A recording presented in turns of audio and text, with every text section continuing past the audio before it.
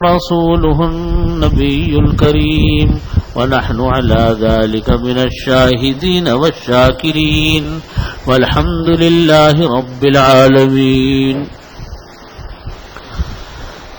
بزرگان محترم، برادران عزیز، سورہ طٰہٰ چل رہی ہے اور سورہ طٰہٰ میں بھی وہ حصہ ہے جو حضرت موسیٰ علیہ السلام کا واقعہ ہے. انبیاء کرام علیہ السلام کے واقعات ہوں یا کسی اور نوعیت کا کوئی تذکرہ ہو، کلام پاک میں ہر چیز کسی نہ کسی فائدے کے لیے لکھی جاتی ہے. کبھی ان چیزوں سے مقصد عبرت دلانا ہوتا ہے ان واقعات سے، کہ انسان کو عبرت ہو ان واقعات کی. کبھی ان کا مقصد آخرت کی یاد دلانا ہوتا ہے، کہ جس کو کہا جاتا ہے کہ تذکیر ہے، آخرت کی یاد دلانی ہے، اللہ کی یاد دلانی ہے. ان واقعات سے مقصود یہ ہوتا ہے. کبھی ان واقعات سے مقصود پچھلی قوموں پر آنے والے عذاب کی وجوہات ہوتی ہیں کہ وہ عذاب کیوں آیا، کیسے آیا. اور کبھی ان سے مقصود آخرت کی تیاری مراد ہوتی ہے کہ آخرت کی تیاری کی جائے. تو یہ واقعات ہوتے تو پہلے انبیاء کرام علیہ السلام کے ہیں، لیکن مقصود ان سے در حقیقت یہ تمام چیزیں ہوتی ہیں. اسی طرح یہ واقعہ حضرت موسیٰ علیہ السلام کا سورہ طٰہٰ میں بڑی تفصیل کے ساتھ آیا، اور قرآن کریم میں اللہ رب العزت نے حضرت موسیٰ علیہ السلام کے واقعے کو بار بار ذکر کیا. ایک جگہ نہیں آیا، کہیں تھوڑا، کہیں زیادہ، کہیں کچھ حصہ. یہاں پر بھی یہ فرمایا، پچھلی آیات سے ربط میں عرض کر دوں جو پچھلی بات جہاں چھوڑی گئی تھی، وہ یہ ہوا تھا کہ موسیٰ علیہ السلام نے جب فرعون کو شکست دے دی اس مقابلے میں، جس مقابلے میں فرعون کے لشکر کو اژدہے کا جو مقابلہ ہوا تھا اس میں شکست ہوئی. اب اللہ تعالیٰ نے موسیٰ علیہ السلام کو حکم دیا تھا کہ آپ اپنی قوم کو رات کو لے کر نکلیں، اور جب دریا کے اوپر پہنچیں تو اپنی عصا کو دریا کے اوپر مار دیجیے گا تو راستے بن جائیں گے، آپ ان راستوں سے باہر نکل جائیں گے. چنانچہ موسیٰ علیہ السلام نے اللہ رب العزت کے حکم کے مطابق یہی کام کیا، اور وہ اپنی قوم کو لے کر دریا کے قریب پہنچے، اور پھر راستے بن کر باہر نکل آئے. فرعون یہ کہنے لگا اپنے قوم کے لوگوں کو، دیکھو کہ دریا کے اندر جو راستے بنے ہیں موسیٰ کی وجہ سے نہیں بنے، نہ موسیٰ کے رب کی وجہ سے بنے، یہ تو میری ہیبت کی وجہ سے دریا جو ہے وہ اس نے راستے بنا دیے. لیکن وقت آ چکا تھا. ہر سرکش کا ایک وقت ہوتا ہے، ہر ظالم کا ایک عروج ہوتا ہے، اس کا ایک زوال ہوتا ہے. یہاں پر بھی فرعون کا ایک زوال تھا. جب وہ دریا میں اترا تو اللہ تعالیٰ نے دریا کو حکم دیا کہ آج میں تمہارے جسم کو برابر کر رہا ہوں اور اس کے اندر ڈبو رہا ہوں. فرعون ایمان بھی لایا، لیکن اس کے ایمان کا کوئی فائدہ نہیں ہوا. اللہ تعالیٰ نے فرمایا اب تمہارا ایمان لانا بیکار ہے، البتہ ہم نے تمہارے جسم کو قیامت تک کے لیے عبرت کا نمونہ بنا دیا. جو جتنا بڑا سرکش ہوتا ہے، جتنا بڑا نافرمان ہوتا ہے، اس کی سزا بھی پھر اللہ تعالیٰ کے ہاں بہت سخت ہوتی ہے. چنانچہ آج تک فرعون کی وہ لاش، جس کو فرعون کی ممی کہا جاتا ہے، آج بھی وہ مصر کے اندر موجود ہے. لوگ جاتے ہیں، اس کو دیکھتے ہیں، اس عبرت کے نمونے کو، اور قیامت تک یہ سلسلہ جاری رہے گا. یہ واقعہ ہوا. اس کے بعد یہ جو واقعہ اب یہاں سے شروع ہوا وہ یہ ہوا کہ اللہ رب العزت نے موسیٰ علیہ السلام کو یہ فرمایا کہ تمہیں اللہ تعالیٰ نے نجات عطا فرمائی فرعون سے. تو ایک دریا کے پاس ان کا گزر ہوا موسیٰ علیہ السلام کا. جب دریا کے پاس سے ان کا گزر ہوا تو وہاں دیکھا کہ ایک قوم ہے جو بتوں کی عبادت کر رہی ہے، بتوں کی پوجا کر رہی ہے. بنی اسرائیل کا بارے میں نے پہلے بھی عرض یہ کیا تھا کہ بنی اسرائیل اللہ تعالیٰ کی ان لاڈلی اقوام میں سے ہے جس کے اوپر اللہ تعالیٰ نے اتنے انبیاء کرام بھیجے، اور اللہ تعالیٰ کی انتہائی محبوب قسم کی قوم تھی. جس طرح ایک لاڈلا بچہ بگڑ جاتا ہے، اسی طریقے سے یہ قوم بھی بگڑی ہوئی تھی. اللہ کے ہر حکم کی مخالفت کرنا اس نے اپنا اوڑھنا بچھونا بنا رکھا تھا. ایک عذاب سے نکلتے نہیں تھے کہ دوسرے عذاب میں مبتلا ہو جاتے، دوسرے سے نکلتے نہیں کہ اپنی نافرمانیوں کی وجہ سے تیسرے میں مبتلا ہو جاتے تھے. یہاں پر بھی اللہ تعالیٰ نے جب ان کو ابھی فرعون سے نجات دی، اس مصیبت سے یہ ابھی باہر ہی نکلے تھے کہ ان کا گزر ایک قوم کے پاس سے ہوا، دیکھا کہ وہ لوگ بت پرستی میں مبتلا، بتوں کی عبادت کر رہے ہیں. تو ان کی قوم کے لوگوں نے کہا، بنی اسرائیل نے کہا کہ جس طرح یہ لوگ ایک موجود خدا کو پوج رہے ہیں، ہم چاہتے ہیں کہ ہم بھی ایک موجود خدا کو پوجیں. ان کا کہنا یہ تھا کہ آپ جس خدا کی طرف دعوت دے رہے ہو وہ خدا ہمیں نظر نہیں آتا، وہ خدا ہمیں نظر نہیں آتا، لہذا ہم اس خدا کو پوجنے کے لیے تیار نہیں. ہم اس خدا کو پوجنا چاہتے ہیں جو موجود ہو، جو محسوس ہو، ہمیں پتہ چلے کہ یہ خدا ہے. حالانکہ ایک احمقانہ بات ہے، دنیا میں بے شمار چیزیں وہ ہیں جو ہم اور آپ دیکھتے ہیں لیکن ہمیں نظر نہیں، جو ہم اور آپ برتتے ہیں ہمیں نظر نہیں آتی. ایک مرتبہ امام ابو حنیفہ رحمۃ اللہ علیہ کے بارے میں لکھا ہے کہ ان سے کسی نے کہا کہ آپ کیسے کہتے ہیں کہ خدا ہے، ہمیں تو خدا نظر نہیں آتا. انہوں نے کہا تمہیں ہوا لگ رہی ہے؟ انہوں نے کہا لگ رہی ہے. کہیں گے نظر آتی ہے؟ انہوں نے کہا نہیں آتی. تو کہنے لگا کہ پھر یہ کیسے کہا کہ تمہیں ہوا لگ رہی ہے؟ تو امام ابو حنیفہ رحمۃ اللہ علیہ نے فرمایا کہ اللہ کے بندو، دنیا میں بے شمار چیزیں وہ ہیں جو ہمیں نظر نہیں آتی لیکن ہم جانتے ہیں کہ وہ ہیں، اپنا وجود رکھتی ہیں، ہماری نگاہوں سے اوجھل ہے. تو اسی کو فرمایا موسیٰ علیہ السلام نے بھی، یہاں پر بھی انہوں نے یہ مطالبہ کیا اور کہا کہ ہم خدا کو نہیں مانتے، ہمیں ایک ایسا ہی معبود کوئی ایسے ہی بنا دیجئے جیسے یہ بتوں نے ان لوگوں نے اپنا معبود بنا رکھا ہے. موسیٰ علیہ السلام نے ان کے اس سوال کا اور اس مطالبے کا جواب اس طریقے سے دیا. انہوں نے کہا کہ ارے بیوقوفوں، یہ قوم تو تباہ ہونے والی ہے جو اللہ کو نہیں پوچھتی. اور فرمایا کہ انکم قوم تجہلون ان ہؤلاء متبر ما فیہ وباطل ما كانوا یعملون، کہ انکم قوم تجہلون، کہ تم لوگ تو ایک جاہل قوم ہو، تم مانتے نہیں ہو. جن لوگوں کو تم کہہ رہے ہو کہ یہ لوگ بہت اچھا کام کر رہے ہیں، بتوں کی پوجا کر رہے ہیں، یہ تو ایسی قوم ہے جو تباہ ہو کر رہے گی، اس لیے کہ یہ قوم بتوں کو پوج رہی ہے، بتوں کی عبادت کر رہی ہے. وباطل ما كانوا يعملون، ان کا جو عمل ہے وہ سب باطل ہے، سب بیکار ہے، اس کی کوئی حیثیت نہیں. اور اس کے بعد اسی وقت اللہ تعالی نے موسیٰ علیہ السلام سے یہ وعدہ کیا کہ آپ جبل طور پر اپنی قوم کو لے کر آئیں. جبل طور کے اوپر، کوہ طور کے اوپر آپ اپنی قوم کو لے کر آئیں تو ہم آپ کے جو قوم کا مطالبہ ہے کہ ہم کو کوئی چیز دی جائے، ہم آپ کی قوم کو ایک بہترین چیز دیں گے. اور مراد تھی اللہ رب العزت کی کہ ہم ان کو توریت عطا فرمائیں گے، توریت دیں گے. اور توریت کیا تھی؟ وہ در حقیقت ایک دستور العمل تھا اس امت کے لیے، اس قوم کے لیے جو موسیٰ علیہ الصلوۃ والسلام کے پیروکار تھی. پھر یہ شرط لگائی اللہ رب العزت نے کہ آپ کو توریت اس وقت دی جائے گی اور آپ کی قوم کو توریت اس وقت دی جائے گی. پہلی بات تو یہ فرمائی کہ آپ اپنی قوم کو لے کر جبل طور پر آئیں. دوسری شرط یہ فرمائی اللہ رب العزت نے کہ 30 دن اور 30 رات کا مسلسل روزہ بھی رکھیں.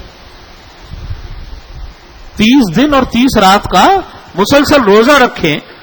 پھر اس کے بعد اللہ تعالیٰ نے جب یہ روزے رکھنے شروع کیے تو 10 دن کا اور اضافہ کر دیا، 40 دن کے روزے اور 40 راتوں کے روزے اللہ تعالیٰ نے فرمائے. چنانچہ موسیٰ علیہ السلام اپنی قوم کو لے کر جبل طور کی طرف روانہ ہو گئے. موسیٰ علیہ السلام اللہ کے نبی جو ہوتے ہیں وہ عام انسانوں سے مختلف ہوتے ہیں.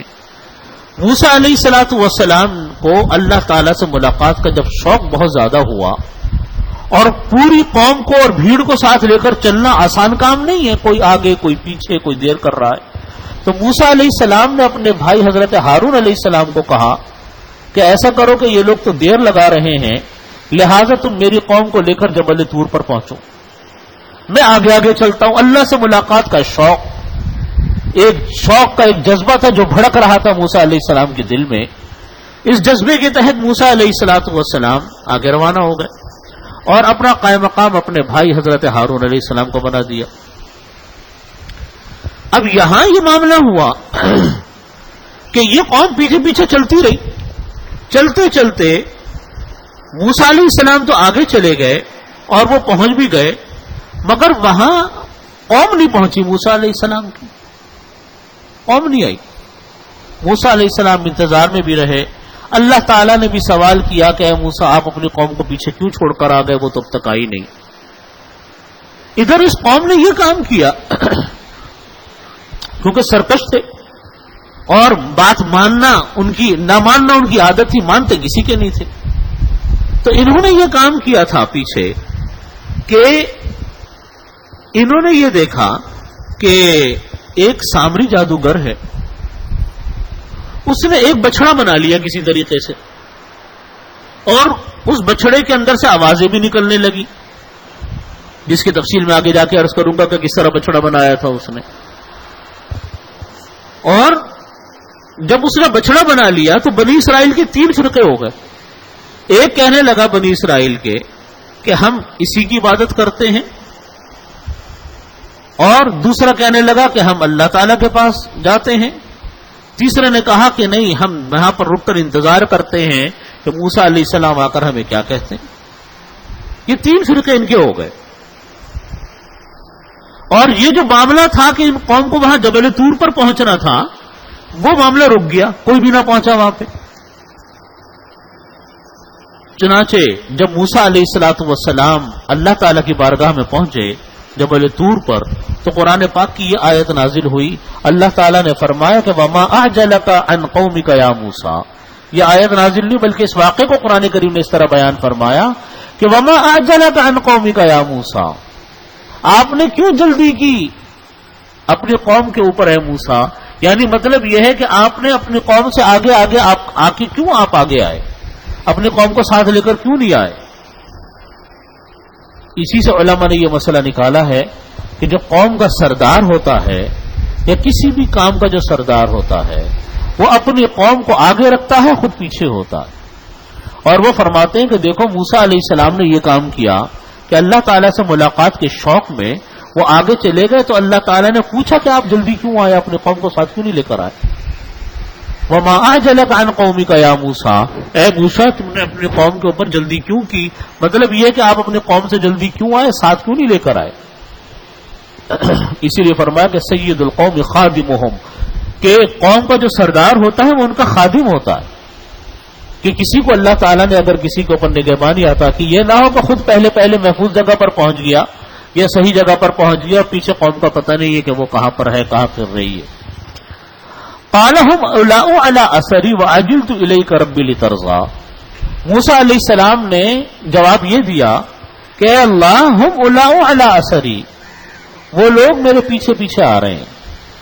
ہم أُولَاءُ عَلَىٰ أَثَرِي، وہ لوگ میرے پیچھے پیچھے آ رہے ہیں. وَعَجِلْتُ إِلَيْكَ، اور میں آپ کی طرف جلدی اس لیے آ گیا اے میرے اللہ، لِتَرْضَىٰ، تاکہ آپ راضی ہو جائیں. یعنی آپ یہ دیکھیں گے کہ میرا بندہ جلدی جلدی آیا، اجلت کر کر آیا اور سب سے پہلے پہنچا، تو آپ خوش ہوں گے مجھے آگے پہنچا ہوا دیکھ کر. جب کسی انسان کو کسی چیز کا شوق زیادہ ہوتا ہے تو وہ سب سے پہلے پہنچنے کی کوشش کرتا ہے، اور اس کا پہلے پہنچنا ہی اس کے شوق کی اور اس کی خوشی کی علامت ہوتی ہے. چنانچہ موسیٰ علیہ السلام بھی اس لیے جلدی پہنچے تھے کہ اللہ رب العزت خوش ہو جائیں گے. اللہ تعالی نے فرمایا کہ نہیں، تم نے اپنی قوم کو جلدی لے کر آنا تھا. فرمایا اللہ تعالی نے فَإِنَّا قَدْ فَتَنَّا قَوْمَكَ مِن بَعْدِكَ وَأَضَلَّهُمُ السَّامِرِي، کہ بے شک ہم نے فتنے میں مبتلا کر دیا تمہاری قوم کو، من بعدک، تمہارے بعد، تمہارے پیچھے. یعنی تم یہاں جب آئے تو تمہاری قوم جو ہے وہ فتنے میں مبتلا ہو گئی. وَأَضَلَّهُمُ السَّامِرِي، اور ان کو سامری جادوگر جو تھا اس نے ان کو گمراہ کر دیا. فرجع موسیٰ الی قومہ غضبان اسفا، موسیٰ علیہ السلام اپنی قوم کی طرف واپس پلٹے، صد غصے میں تھے اور نہایت افسوس میں تھے.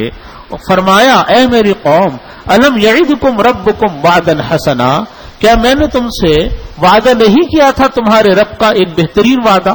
وعدہ یہ تھا کہ تم جبل طور پر آؤ تو اللہ تعالیٰ تم کو توریت عطا فرمائیں گے جس کے لیے زندگی گزارنے کا دستور العمل لکھا ہوگا۔ افطال علیکم العہد، کیا میرے انتظار کی مدت تمہارے اوپر لمبی ہو گئی تھی؟ تم سے انتظار نہیں ہو رہا تھا میرا؟ افطال علیکم العہد، کیا تمہارے اوپر انتظار کی مدت لمبی ہو گئی تھی؟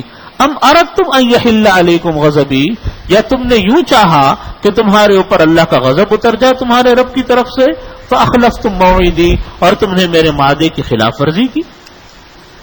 موسیٰ علیہ واقعہ یہ پیش آیا کہ جب موسیٰ علیہ الصلوۃ والسلام آگے چلے گئے تو آگے جانے کے بعد ان کی قوم نے یہ کیا کہ ان کی قوم ایک تھا جادوگر تھا سامری۔ یہ سامری جادوگر کے بارے میں وہ تاریخ میں اور تفسیر میں بڑے مختلف الفاظ لکھے ہیں۔ ایک قول تو یہ ہے کہ یہ فرعون ہی کی جماعت کا ایک آدمی تھا، قبطی تھا، اور موسیٰ علیہ السلام کے پڑوس میں رہتا تھا۔ موسیٰ علیہ السلام پر ایمان لے آیا، اور جب بنی اسرائیل کو لے کر موسیٰ علیہ السلام مصر سے نکلے تو ساتھ ساتھ میں یہ بھی ساتھ ہو گیا۔ دوسرا قول یہ ہے سامری جادوگر کے بارے میں جو تاریخ اور تفسیر میں لکھا ہوا ہے وہ یہ ہے کہ بنی اسرائیل کا ایک قبیلہ سامرا تھا، بنی اسرائیل کا ایک قبیلہ سامرا تھا، اور یہ سامرا قبیلہ ملک شام میں تھا۔ حضرت سعید بن جبیر رضی اللہ عنہ فرماتے ہیں کہ یہ فارسی شخص کرمان کا رہنے والا تھا۔ تیسرا قول ان کے بارے میں یہ ہے سامری جادوگر کے بارے میں کہ حضرت ابن عباس رضی اللہ عنہما مفسر قرآن، انہوں نے فرمایا کہ یہ ایک ایسی قوم کا آدمی تھا جو گائے کی پرستش کرنے والی قوم تھی۔ کسی طرح بھٹکتا پہنچتا یہ مصر پہنچ گیا، اور بظاہر منافق تھا اور دین اسلام میں داخل ہوا، اور داخل ہونے کے بعد لیکن اس نے اپنا مذہب کفر چھوڑا نہیں۔ اس نے یہ کام کیا سامری جادوگر نے۔ ایک اور روایت میں حضرت عبداللہ ابن عباس رضی اللہ عنہ نے فرمایا کہ اس کا نام موسیٰ ابن اسفر تھا سامری جادوگر کا، اور یہ تمام بنی اسرائیلی لڑکوں کو جب قتل کیا جاتا تھا تو اس کی ماں نے سوچا کہ کہیں ایسا نہ ہو کہ یہ بھی قتل ہو جائے، تو اس کی ماں نے اس کو قتل کی مصیبت سے بچانے کے لیے جنگل کی ایک غار میں اس کو رکھ دیا، اور اوپر سے غار کو بند کر دیا۔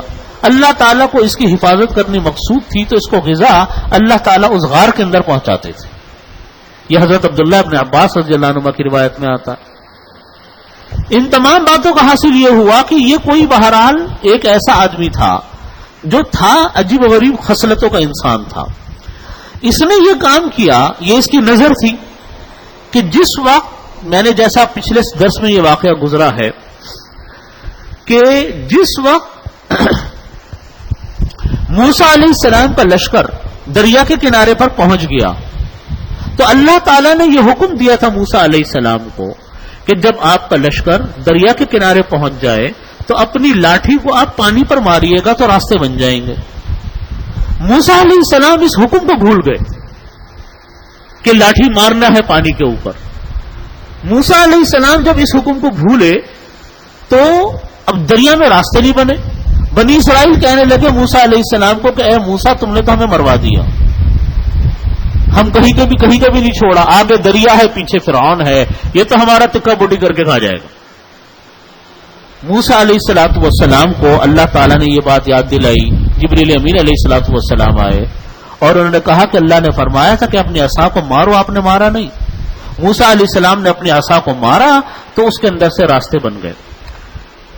اس وقت جس وقت کے مسلمان یعنی بنی اسرائیل سخت مشکل میں پھنسے ہوئے تھے کہ پیچھے سے فرعون کا لشکر بالکل ان کے پچھلے حصے سے مل چکا تھا، آگے راستے نہیں بنے تھے، تو حضرت جبریل امین علیہ السلام جس سواری پر سوار تھے، وہ گھوڑا ہوگا یا کیا جنت کی سواری ہوگی واللہ عالم، تو اس کے اوپر جو جبریل امین علیہ السلام پھر رہے تھے انتظامات کرتے ہوئے، سامری جادوگر نے دیکھ لیا کہ جبریل امین علیہ السلام جس گھوڑے پر سوار ہیں اس گھوڑے کا قدم جہاں لگتا ہے وہاں سبزہ اگتا ہے، اس گھوڑے کا قدم جہاں لگتا ہے، جہاں پڑتا ہے، وہاں پر سبزہ اگتا ہے۔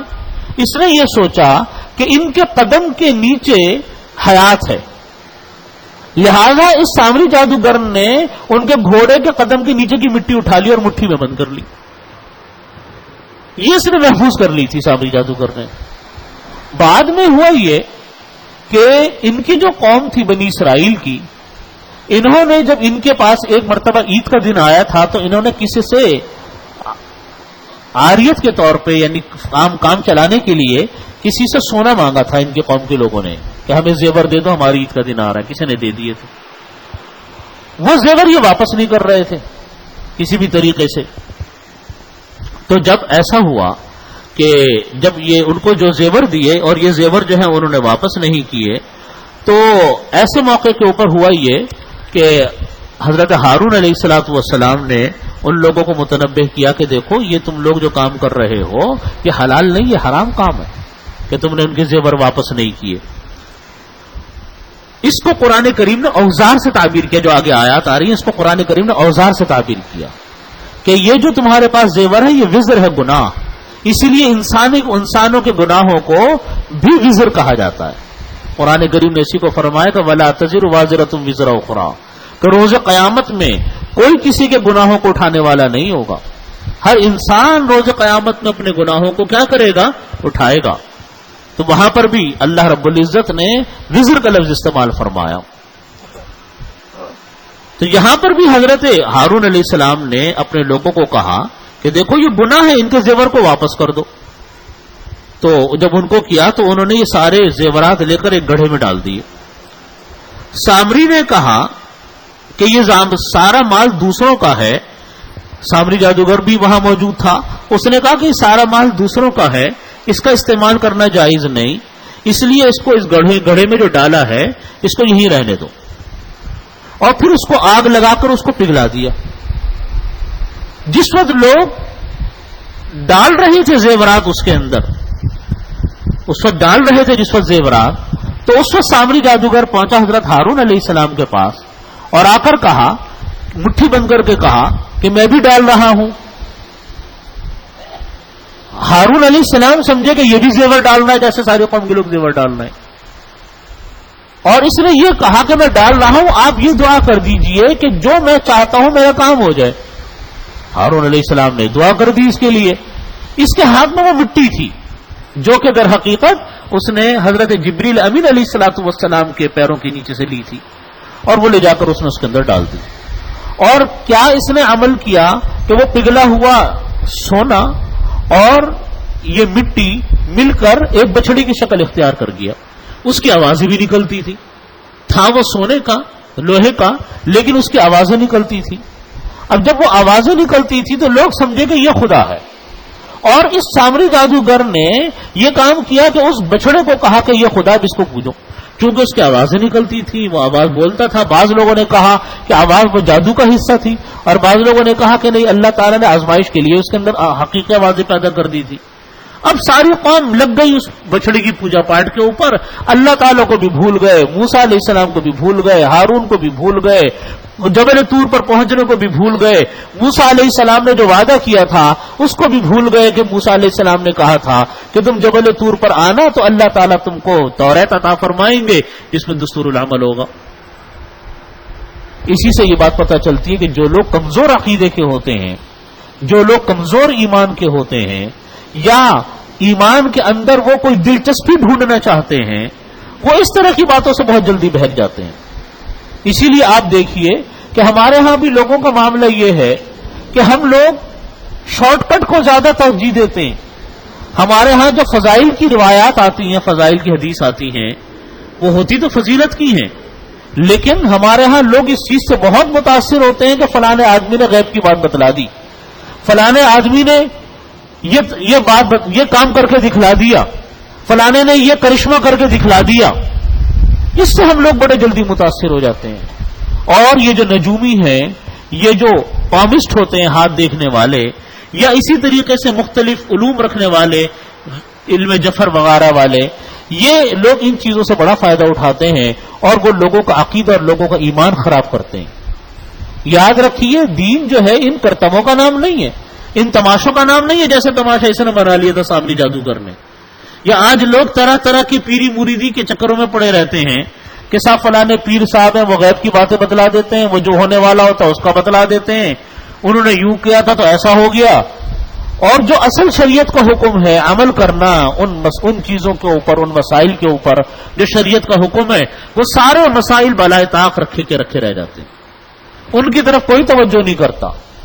یہی وجہ ہے آپ دیکھیے کہ بہت کم معاملہ موقع پر ہمارے ہاں کے قوم، ہمارے ہاں کے لوگ اتباع سنت کر رہے ہوں گے. بڑے بڑے اہم مواقع آتے ہیں، سارے مواقع بدعات کی نظر ہو جاتے ہیں، سارے مواقع دین اور شریعت کے وہ من گھڑت باتوں کی طرف ختم ہو جاتے ہیں. اور وہ لوگ جن کے پاس علم نہیں ہوتا، جن کے پاس مطالعہ نہیں ہوتا، ان لوگوں کی باتیں ان لوگوں کی باتیں لوگ سن رہے ہوتے ہیں، ان کی باتوں پر عمل کر رہے ہوتے ہیں. جو لوگ آپ کو دین کی باتیں بتلاتے ہیں، چونکہ وہ دین کی بات بتلانا، دین پر عمل کرنا ایک محنت چاہتا ہے، ایک مشقت چاہتا ہے، ایک ذمہ داری چاہتا ہے، تو وہ لوگوں کو بھاری گزرتا ہے، وہ لوگوں کو پریشان ہوتے ہیں. لوگ چاہتے ہیں کہ ہلکا پھلکا کوئی کام ہو جائے، باقی اللہ اللہ خیر صلی اللہ دیکھی جائے گی. یہ در حقیقت یہ لوگوں کی نفسیات ہے ہمارے یہاں کہ ہم لوگ شارٹ کٹ ڈھونڈتے ہیں کہ بھئی دیکھ پکا لو یہ فائدہ ہو جائے گا، باقی نمازیں پڑھو نہ پڑھو، روزے رکھو نہ رکھو، جھوٹ بولتے رہو، دھوکہ دیتے رہو، بےمانیاں کرتے رہو، کوئی فائدہ نہیں، بس دیکھ پکائی اللہ کے نام کی، قبر پہ چادر چڑھائی اور جناب یہ کیا اور وہ کیا اور فارغ ہو گئے. یہ شارٹ کٹ ہمارے یہاں لوگوں نے ڈھونڈ رکھے ہیں دین کے، اور اسی کو لوگ سمجھتے ہیں کہ دین کا خلاصہ لب لباب یہی ہے. ان تماشوں کے لیے تو دین نہیں آیا تھا، ان کرتبوں کے لیے دین نہیں آیا تھا. دین تو ایک انسان کی زندگی کے ہر گوشے پر رہنمائی کا نام ہے. وہ خوش نصیب ہے انسان جن کو اللہ تعالیٰ اتباع سنت کی توفیق عطا فرماتے ہیں، اور اتباع سنت کی توفیق جو اللہ تعالیٰ ان کو عطا فرماتے ہیں اس کے پر وہ عمل کرتے ہیں، وہ خوش نصیب انسان ہوتے ہیں. تو یہاں پر بھی اس نے یہی کام کیا. اللہ رب العزت نے اسی کو فرمایا یہاں پہ، اللہ فرمایا کہ فرجع موسیٰ الی قومہ غضبان اسفا، موسیٰ علیہ السلام اپنی قوم کی طرف واپس پلٹے افسوس کے ساتھ، غم کے ساتھ. قال فرمایا اے میری قوم الم یعدکم ربکم وعدا حسنا، کیا میں نے تم سے اچھا وعدہ نہیں کیا تھا؟ وعدہ کس چیز کا؟ کہ آپ کو توریت دی جائے گی. افطال علیکم العہد، کیا میرے آنے میں دیر ہو گئی؟ ام اردتم ان یحل علیکم غضب، کیا تم نے یہ یوں چاہا کہ تمہارے اوپر اللہ کا عذاب اتر جائے؟ فاخلفتم موعدی، اور تم نے میرے وعدے کی خلاف ورزی کی. قالوا، تو انہوں نے کہا ما اخلفنا موعدک، ہم نے آپ کے وعدے کی کوئی خلاف ورزی نہیں کی، بملکنا، اپنے اختیار سے، ولکننا حملنا اوزارا من زینت القوم، لیکن ہوا یہ کہ ہم نے ایک قوم سے عید منانے کے لیے کچھ زیورات مانگے ہوئے تھے. فقذفناها، ہم نے ان زیورات کو ایک گھڑے کے اندر ڈال دیا، اور پھر وہ واقعہ ہوا کہ اس نے آگ لگائی، اس کو پگلا کر اس کے اندر وہ مٹی ڈال دی، وہ بچڑا بن گیا، بچڑا بن کر وہ بولنے لگ گیا. فکذالک القی السامری، اسی طرح اس کو ڈھال دیا سامری جادوگر نے. فاخرج لهم عجلا جسدا له خوار، اس نے ایک بنا لیا ایک بچڑے کو جس کا ایک جسم تھا، له خوار، اس کی ایک آواز بھی نکلتی تھی. فقالوا هذا الہکم والہ موسیٰ، اس نے کہا کہ دیکھو یہ خدا ہے تمہارا بھی، یہ خدا ہے موسیٰ کا بھی. هذا الہکم، یہ تمہارا خدا ہے، والہ موسیٰ، اور موسیٰ کا بھی خدا ہے. فنسیا، لہذا انہوں نے کہا کہ سب بھول بھال گئے ہم لوگ کہ کون اللہ تھا، کون کیا کہہ رہا تھا. اسی لیے لکھا ہے علماء نے کہ دیکھو یہ تو اللہ تعالیٰ نے سامری جادوگر کا واقعہ اس لیے بیان کیا کہ سامری جادوگر کے ساتھ تو اللہ کے دو نبی مستقل تھے، نبی خود تھے. موسیٰ علیہ السلام وہاں تھے تو ہارون علیہ السلام ان کے درمیان میں تھے، پھر بھی ایک آدمی ان کو بہکا کر چلا گیا. اس کا مطلب یہ ہے کہ ہر انسان بہک سکتا ہے. وہ جو بنی اسرائیل کے 3 گروہ ہوئے تھے، ایک نے کہا تھا کہ عبادت کریں گے، ایک نے کہا تھا کہ ہم موسیٰ علیہ السلام کے پاس جائیں گے، اور ایک نے کہا تھا کہ نہیں ہم جو ہیں ان کے واپسی کو یہی انتظار کرتے ہیں. تو جو عبادت میں لگ گئے وہ گمراہ ہو گئے. یہ وہ طبقہ ہوتا ہے جو ہر چمک دمک کے پیچھے دوڑنے والا طبقہ ہوتا ہے. ان کو ذرا سا کوئی چیز نظر آئی وہ سارا کچھ بھول بھال گئے. فائدے میں وہ انسان ہوتے ہیں جو اللہ کے نبی کا یا اللہ والوں کا، جو العلماء ورثۃ الانبیاء جن کو فرمایا کہ علماء جو ہیں وہ انبیاء کے وارث ہوتے ہیں، جو ان کا دامن تھام کے رکھتے ہیں وہ ہر مصیبت اور آفات سے بچ کر رہتے ہیں۔ اللہ تعالیٰ کامیابی انہی کو عطا فرماتے ہیں جو اتباع سنت کرتے ہیں، وہ بڑے بڑے فتنوں سے بچے رہتے ہیں۔ اسی لیے حدیث شریف میں فرمایا قرب قیامت کے فتنوں کے بارے میں کہ قرب قیامت میں ایسے ایسے فتنے آئیں گے یرقق بعضها بعضا کہ ایک فتنہ دوسرے فتنے کو ہلکا کر دے گا۔ ہم اور آپ آج اسی زمانے میں جی رہے ہیں۔ ابھی ہمارے اوپر ایک آزمائش ختم نہیں ہوتی کہ دوسری آزمائش ہوتی ہے جس کی وجہ سے ہم پہلی آزمائش کو بھول چکے ہوتے ہیں۔ آپ اپنے ہاں کے واقعات کو آپ تفصیل سے اٹھا کر دیکھ لیں، پچھلے چند مہینوں میں جو واقعات ہماری قوم کے ساتھ ہو رہے ہیں، ایک واقعہ آتا ہے ہم سمجھتے ہیں یہی بہت بڑا ہے، اس کے چند دنوں بعد دوسرا واقعہ ہو جاتا ہے ہم سمجھتے ہیں کہ یہ اس سے بڑا ہے، اس کے بعد تیسرا اور ہو جاتا ہے ہم سمجھتے ہیں کہ یہ اس سے بڑا ہے۔ یہ سلسلہ چل رہا ہے۔ حدیث شریف میں فرمایا کہ قیامت کی نشانیاں ہیں یرقق بعضها بعضا کہ ایک فتنہ دوسرے فتنے کو ہلکا کر دے گا۔ اللہ کے عذاب کی شکلیں مختلف ہوتی ہیں، اللہ کی پکڑ کی شکلیں مختلف ہوتی ہیں۔ کبھی اللہ کی پکڑ جو ہے وہ کسی آسمانی آفت کی صورت میں آتی ہے، کبھی اللہ کی پکڑ کسی تباہی کی صورت میں آتی ہے، کبھی اللہ کی پکڑ غلط حکمرانوں کی حکمرانی کی صورت میں آتی ہے، کبھی اللہ کی پکڑ غیر قوموں کی کسی قوم کے اوپر غلبے پانے کی صورت میں آتی ہے، جیسا بھی ہم نے واقعہ پڑھا کہ بنی اسرائیل کو غلام بنا لیا تھا کس نے؟ فرعون نے۔ یہ ان کے اوپر ایک عذاب تھا نا ان کی نافرمانیوں کا کہ فرعون جیسا بدماش سرکش نافرمان اس نے غلام بنا لیا، انہوں نے قبضہ کر لیا۔ تو یہ تو ہوتا رہا ہے ماضی کے اندر۔ آج ہم اور آپ جس زمانے میں جی رہے ہیں، ہم جن حالات سے اپنے حالات سے دوچار ہیں، خاص طور پہ تمام عالم اسلام، صرف پاکستان نہیں، پاکستان زیادہ، پاکستان خاص طور پہ اور دوسرے ممالک بھی اسی مسئلے کا شکار ہے کہ جس نافرمانیوں کا ہم شکار ہیں یا رہے ماضی میں اور اب بھی ہیں، یہ کوئی اللہ کی طرف سے رحمتیں لانے والے اعمال نہیں ہیں۔ ہم یہ چاہیں کہ ہم اپنے عمل تو اسی طرح رکھیں جس طریقے سے ہم کرتے رہیں، اور اللہ تعالی کی طرف سے ہمیں کچھ بھی نہ ہو، ایسا نہیں ہوتا۔ آپ دیکھیے ہمارے ملک میں میں سمجھتا ہوں کہ جو نظر آتا ہے، اور اپنے بزرگوں سے بھی یہ بات سنی کہ ہمارے ہاں جو گناہ ہے وہ ہر قسم کے گناہ پائے جاتے ہیں، اور ان میں اضافہ ہی اضافہ ہے، کمی نہیں۔ خاص طور پہ ظلم ہمارے ہاں بے تحاشا بڑھ رہا ہے، اتنا بڑھ رہا ہے کہ کوئی انتہا نہیں۔ ہر طبقہ دوسرے طبقے کا استحصال کر رہا ہے، ہر انسان دوسرے انسان کا استحصال کر رہا ہے۔ آپ کسی میدان عدالت کے میدان میں دیکھیں وہاں ظلم ہے، آپ گھروں کو دیکھیں تو خواتین پر ظلم ہے، آپ بازاروں کے اندر دیکھیں تو وہاں ظلم ہے، آپ جھوٹ کو دیکھیں تو وہ معاشرے میں ایک فن کی صورت اختیار کر گیا، لوگ اس کو کمال سمجھتے ہیں، دھوکہ دینے کو لوگ کمال سمجھتے ہیں، کوئی برائی نہیں سمجھتے۔ اگر دین کا دیکھا جائے تو 5 بنیادی شعبے: اخلاق، عقائد، عبادات، معاملات کے معنی ہیں لین دین، معاشرت کے معنی ایک دوسرے کے ساتھ رہنا، اور اخلاق۔ یہ 5 شعبے ہیں دین کے۔ کون کون سے؟ عقائد، عبادات، نماز روزہ حج زکات، معاملات، روپے پیسے کا لین دین جو ہم لوگ ایک انسان دوسرے انسان سے، ایک ادارہ دوسرے ادارے سے کرتا ہے، معاشرت، ایک انسان جو دوسرے انسان کے ساتھ رہتا ہے، محلے میں رہتا ہے، خاندانوں میں رہتا ہے، برادریوں میں رہتا ہے، گھر میں رہتا ہے، بہن بھائی اور رشتہ دار بیوی بچوں کے ساتھ رہتا ہے، اور یہ ہے معاشرت، اور ہے اخلاق۔ اخلاق کے مطلب تو ہم سمجھتے ہیں کسی سے خوش اخلاقی سے ملنا، وہ تو ہے، لیکن شریعت میں اس کا مفہوم ہے کہ کسی انسان کو دوسرے سے تکلیف نہ پہنچے، یہ اخلاق۔ ایک انسان کو دوسرے سے تکلیف نہ پہنچے، یہ اخلاق۔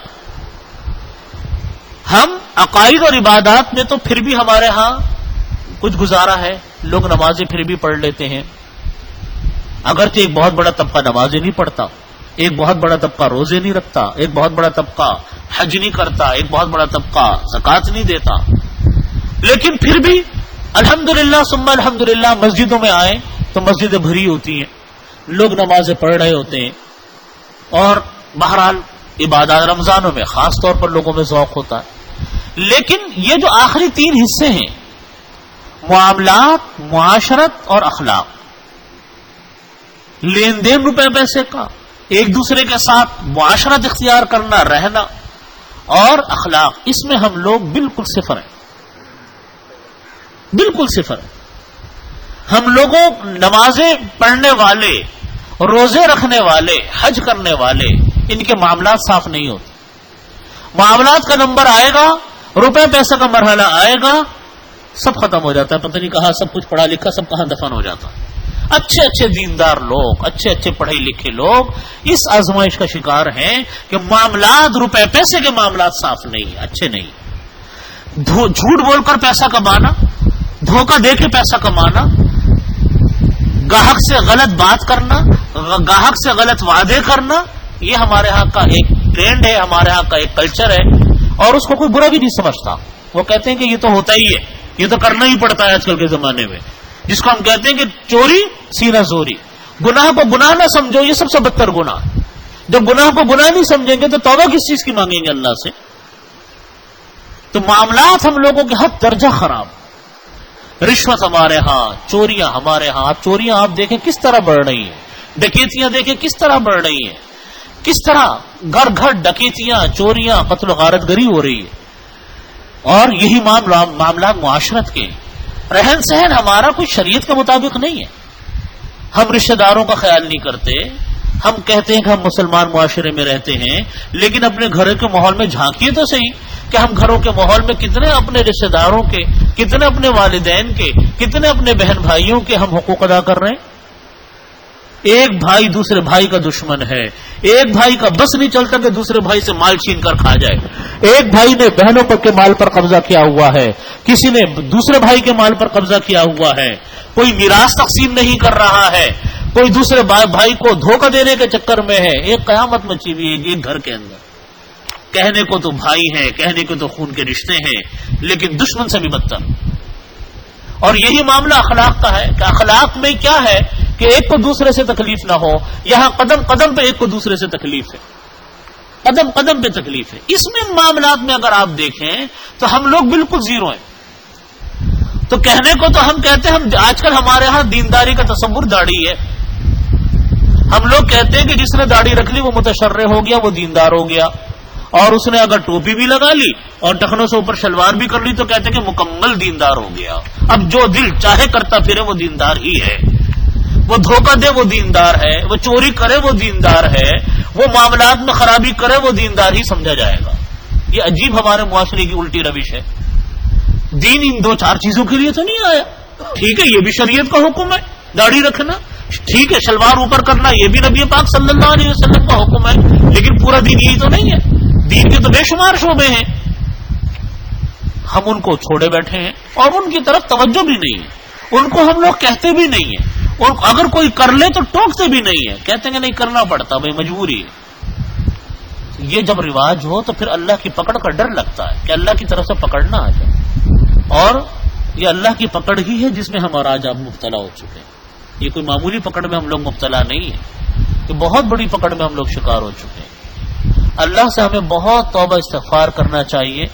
اللہ اور اپنے اعمال کا ہر انسان کو جائزہ لینا چاہیے. دیکھو ہم میں سے کوئی معصوم نہیں ہے، ہر انسان گناہگار. معصوم انبیاء اکرام کی ذاتیں ہیں. گناہ مجھ سے بھی ہوتے ہیں، گناہ آپ سے بھی ہوتے ہیں، گناہ ایک نیک انسان سے بھی ہوتے ہیں.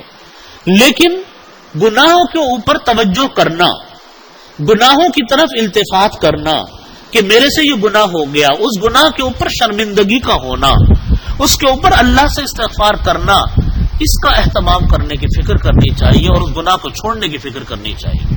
یہ میں نے 3 قسموں کے گناہ بتائے.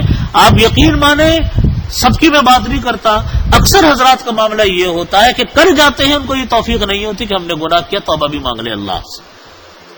تو جب ایک معاشرے کے اندر کوئی گناہ پھیل جاتا جو کرتا نہیں ہے تو پھر ڈر لگتا ہے کہ اللہ کی طرف سے ڈنڈا نہ آئے ہمارے اوپر. یہ ماضی کے واقعات، یہ کوئی قصہ کہانی ہم نہیں پڑھ رہے. موسیٰ علیہ السلام کا واقعہ کوئی قصہ کہانی نہیں ہے، یہ عبرت کے لیے پڑھ رہے ہیں. ہم اپنے آپ کا جائزہ لیں کہ دیکھو ایک بنی اسرائیل جس کے اندر اللہ کے نبی اترے، اتنی لاڈلی قوم، اس کو فرعون جیسے سرکش نے غلام بنا کر دنیا جہاں کے ظلم و ستم پر ڈالے. پڑھا واقعہ نہیں پڑھا. یہ کیوں ہوا؟ کیوں غلام بن گئے؟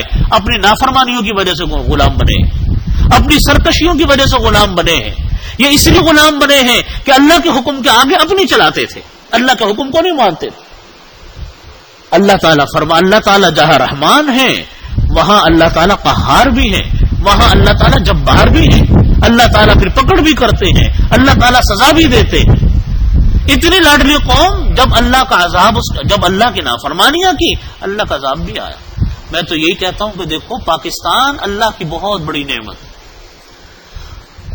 دنیا کے جن ممالک میں لوگوں کا آنا جانا ہوتا ہے, میرا بھی الحمدللہ کافی جگہوں پر آنے جانے کا اتفاق ہوا, اور جو کچھ پڑھنے پڑھانے کی نوبت آئی, جو کچھ پڑھا, اندازہ یہ ہوتا ہے کہ پاکستان جیسا ملک اللہ تعالیٰ نے شاذ و نادری کہیں بنایا ہو. جو نعمتیں اللہ نے پاکستان میں دی وہ نعمتیں دنیا کے کسی ملک کے پاس اکٹھی نصیب شاید نہیں, بر اعظم میں بھی نہیں ہوتی. موسم انتہائی اللہ تعالیٰ نے ہر طرح کا موسم دیا. اس گرمیوں کے سیزن میں بھی پاکستان میں وہ علاقے ہیں جہاں اس کو سردی پڑ رہی ہے, اور جب شدید سردیاں پڑ رہی ہوتی ہیں تو ایسے علاقے ہوتے ہیں جہاں گرمیاں ہو رہی ہوتی ہیں. سمندر اس جگہ پر ہے, دریا اس جگہ پر ہے, فروٹ اور سبزیاں ایسی ہیں کہ دنیا میں شاید ہی ایسی سبزیاں اور فروٹ اللہ تعالیٰ نے کسی قوم کو دی ہو. علاقے اتنے معتدل, اتنے شاندار دیے. لوگ جاتے ہیں سوئٹزرلینڈ کا دورہ کرنے کے لیے, لوگ جاتے ہیں یورپ کا دورہ کرنے کے لیے, گھومنے کے لیے. ہمارے جو علاقے ہیں حسین ترین علاقے, قاغان کے علاقے, ہمارے ہاں کے سوات کے علاقے, یہ کسی طرح بھی سوئٹزرلینڈ کے علاقوں سے کم نہیں ہے. میرا خود جانا ہوا سوئٹزرلینڈ میں, یورپ کے کئی ملکوں میں میرا جانا ہوا. ان جگہوں کو بھی دیکھا اور اپنے علاقوں کو بھی دیکھا. میں آپ سے قسمی عرض کرتا ہوں کہ جو چیزیں اللہ رب العزت نے ہمارے ان پاکستان کے علاقوں کو حسن و جمال دیا, یہ ان ممالک کے حد سے یہ 21 ہوں گے, 19 نہیں ہوں گے. بس ہمارے پاس کمی رہی تو غیرت کی رہی, ہمارے پاس کمی رہی تو قومی حمیت کی رہی, اور ہم احساس کمتری کا ہی شکار رہے. یہ ہمارا المیہ رہا. ورنہ آپ دیکھیے پاکستان ایمان دین کے اسلام کے نام پر بنا, اسلام کے نام پر بنا. کوئی اسلام کا کام ہم نے نہیں کیا قانون کے حوالے سے, لیکن اللہ نے چھپر پھاڑ کر نعمت عطا فرمائی پاکستان میں. گیس نکلی پاکستان میں نکلی یا بنگلہ دیش میں نکلی. پورا انڈیا درمیان میں آتا ہے, آپ اگر جائیں تو پورا درمیان میں انڈیا گزرے گا. انڈیا کے اندر کہیں گیس نہیں, ادھر ہے یا ادھر ہے, کہیں گیس نہیں. ہمیں گیس دی. سونے کی کانیں ہمارے ہاں نکل رہی ہیں, گیس کی کانیں ہمارے ہاں نکل رہی ہیں, کوئلے کی کانیں ہمارے ہاں ہیں, تیل بھی ہمارے ہاں ہے, نکالتے نہیں ہیں, دھوکہ دیتے ہیں قوم کو. سب کچھ اللہ نے پاکستان میں دیا, لیکن ہم نے پاکستان کی قدر نہیں. اللہ کی اتنی نعمتیں عطا فرمائی اللہ نے, ہم نے اس کی عزت نہیں کی, ہم نے قدر نہیں کی. ہم احساس کمتری کا ہی شکار رہے. ہمیں اپنی زبان بولتے ہوئے شرم آتی ہے کہ ہم دوسروں کے سامنے اپنی زبان بولیں گے تو دوسرا ہمیں جاہل سمجھے گا, ہمیں اس پر شرم آتی ہے. ہم دو پاکستانی بیٹھے ہوئے انگلش میں باتیں کرتے رہیں گے احساس کمتری کے مارے ہوئے. اپنا لباس پہنتے ہوئے ہمیں شرم آتی ہے. ہمیں کبھی بھی گردن اٹھا کر بات کرنے کی توفیق نہیں ہوتی. جب انسان اتنا احساس کمتری کا شکار ہو تو کس قوم کی نگاہ میں آپ اٹھیں گے؟ کسی قوم کی نگاہ میں ہم نہیں اٹھ سکتے. تو پھر تو اللہ کی طرف سے پکڑ ہی آتی ہے, اور کیا آتی ہے ایسی قوم. اور پھر تعصبات, مذہبی تعصبات, لسانی تعصبات, علاقائی تعصبات, ظلم, جبر, چوری, چکاری. دنیا کا کوئی جرم ایسا نہیں ہے جو سنتے بن رہا ہو, تو نتیجہ ہی پکڑ کا شکار ہو رہے ہیں. جیسے بنی اسرائیل, اس موسیٰ علیہ السلام کے واقعے میں ہم پڑھ رہے ہیں کہ اتنی لاڈلی قوم, نبیوں والی, آدھے سے زیادہ نبی اس قوم میں اترے ہوں گے. یہ ساری کی ساری قوم اللہ کی پکڑ کا شکار ہوئی نافرمانیوں کی وجہ سے. بے شمار انبیاء کرام آئے, 2-4 نبی نہیں آئے بنی اسرائیل کے اندر, اللہ کا پکڑ کا شکار ہوئی نافرمانیوں کی وجہ سے. ہماری نافرمانی ابھی کم نہیں ہے, آج ہم بھی پکڑ کا شکار ہیں. آج وہ ہمارے علاقے جو حسین ترین علاقے, گھومنے پھرنے والے علاقے, آج وہاں کوئی جا نہیں سکتا, کوئی نہیں جا سکتا جن علاقوں کے اندر. یہ ہمارے اوپر اللہ کی آفت نہیں تو اور کیا. ہمارے علاقوں کے اندر, سرحدی علاقوں میں مختلف مستقل جنگ چل رہی ہے. دشمن ہمارے اوپر بم برسا رہا ہے، ہمارے تنصیبات کو تباہ کر رہا ہے، ہمارا ملک تباہی کے دہانے پر جا رہا ہے، لیکن ہماری قوم ہے کہ اسی طرح گناہوں میں لگی ہے جیسے پہلے دن لگی تھی. آج وہ گناہ بڑھ تو رہے ہوں گے، کم نہیں ہو رہے. اور پھر ہم یہ توقع کریں کہ یہ عذاب ٹل جائے گا اللہ کی طرف سے. یاد رکھیے اللہ کے عذاب توبہ مانگنے سے تو ٹلتے ہیں، سرکشیوں سے نہیں ٹلا کرتے. اللہ تعالیٰ آتے ہوئے عذاب کو روک دیتے ہیں اگر بندہ انسان اللہ کا حکم ماننا شروع کر دے. دیکھیے یونس علیہ الصلوۃ والسلام کی قوم پر اللہ کا عذاب آنا شروع ہوا. حضرت یونس علیہ السلام نے فرمایا اپنے قوم کو کہ تمہارے اوپر 3 دن کے اندر اندر عذاب آ جائے گا. جب وہ عذاب آنے لگا اللہ کا تو یہ جو قوم تھی، بادل آیا، یہ قوم بادل کے نیچے جا کر جمع ہو گئی اور گڑ گڑا کر توبہ مانگنی شروع کر دی اللہ سے. حالانکہ اللہ کے عذاب کا سلسلہ شروع ہو چکا تھا، لیکن گڑ گڑا کر توبہ مانگی. اللہ نے توبہ آنے والے عذاب کو روک دیا، توبہ کی. ایک واقعہ لکھا ہے کتابوں میں، غالباً وہ بھی حضرت موسیٰ علیہ السلام یا عیسیٰ علیہ الصلوۃ والسلام کا واقعہ ہے کہ لوگوں نے حضرت عیسیٰ علیہ السلام سے شکایت کی کہ شیخ ہمارے علاقے کا جو دھوبی ہے اس نے پورے بہلنے والوں کو ستایا ہوا ہے، ان کے کپڑے پھاڑ دیتا ہے، گم کر دیتا ہے، چوری کر لیتا ہے. جتنی قسمیں تھی شکایت کی سب کی. آپ اللہ سے دعا کریں کہ اس کے اوپر اللہ کا عذاب آ جائے. عیسیٰ علیہ الصلوۃ والسلام نے اللہ سے فرمایا، اللہ تعالیٰ نے فرمایا کہ اچھا کہہ دو کہ 3 دن کے اندر اندر عذاب آئے گا اس کے اوپر. عیسیٰ علیہ السلام نے بھی اپنے حواریوں سے کہہ دیا کہ دیکھو 3 دن کے اندر عذاب آنے والا ہے اس کے اوپر. 3 دن گزر گئے لیکن کوئی عذاب نہیں آیا. لوگوں نے کہا عیسیٰ علیہ السلام سے کہ آپ نے تو کہا تھا کہ آئے گا، یہ تو کچھ بھی نہیں آیا. عیسیٰ علیہ الصلوۃ والسلام نے فرمایا کہ اچھا ٹھیک ہے، اللہ تعالیٰ سے پتہ کریں گے. اللہ تعالیٰ سے عرض کی، اللہ تعالیٰ نے فرمایا کہ دیکھو ہم نے تم سے کہا تھا کہ آئے گا، وہ آ رہا تھا، اور جا کر دیکھو اس کے گھاٹ میں جاؤ، فلانی کپڑے کی پوٹلی کو ہٹا کر دیکھو تو وہاں پر وہ ایک اژدہا ہوگا، وہ وہاں پڑا ہوگا.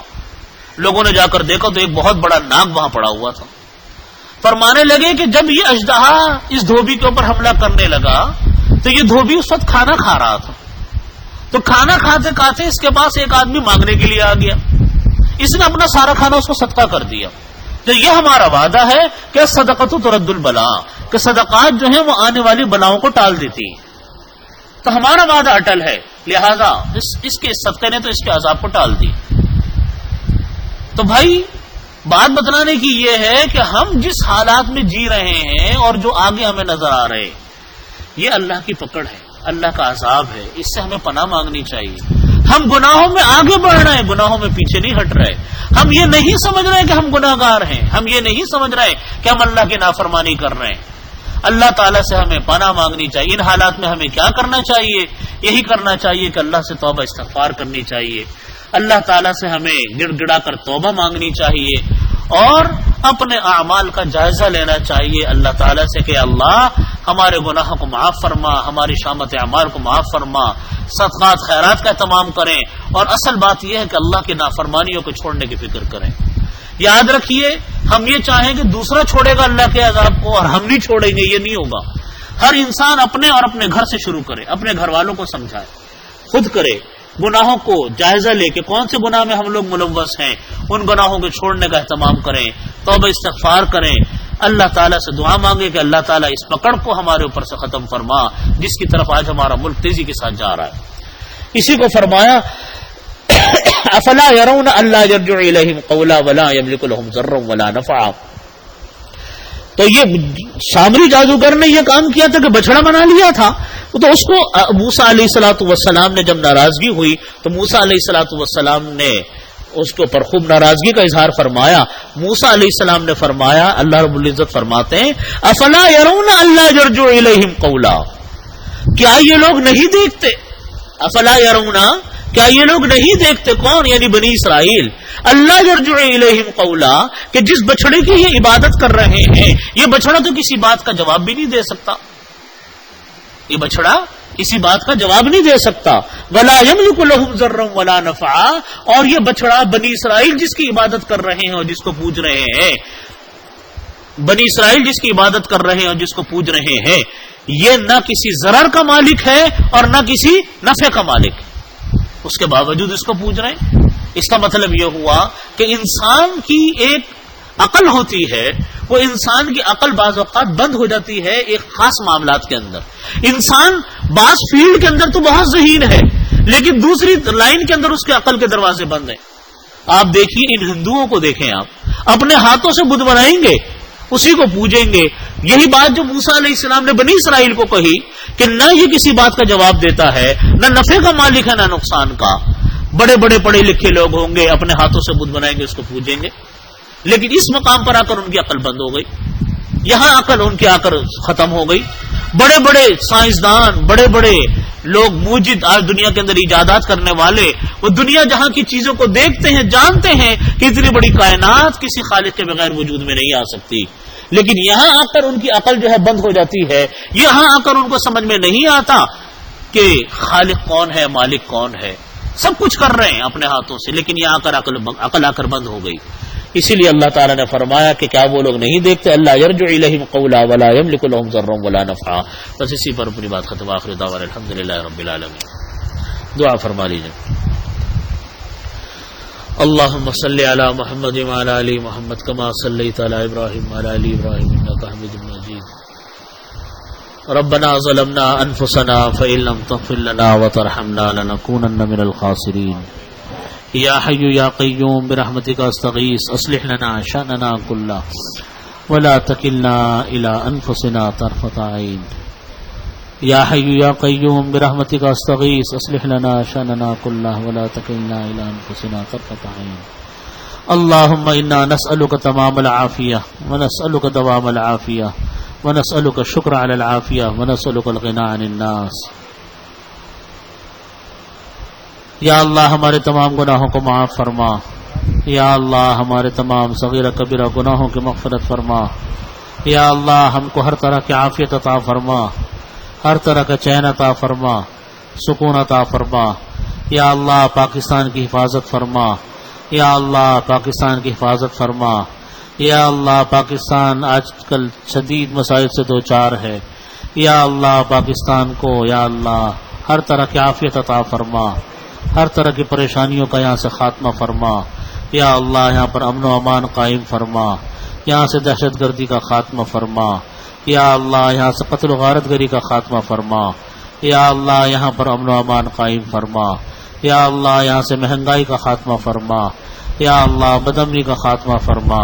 یا ارحم الراحمین بیماریوں کا خاتمہ فرما. یا اللہ اپنا خاص رحمت پاکستان پر نازل فرما. یا اللہ خاص رحمت پاکستان پر نازل فرما. جو لوگ بیمار ہیں ان کے لیے یا اللہ ان کے لیے دعا فرمائیے کہ اللہ تعالیٰ ان سب کو مکمل شفا تندرستی عافیت عطا فرما. دارالعلوم کراچی کے ایک استاذ قاری محمود صاحب بیمار ہیں، ان کی صحت کے لیے دعا فرمائے. ان کے دل کا آپریشن ہوا ہے، اللہ تعالیٰ ان کو مکمل شفا تندرستی عافیت عطا فرما.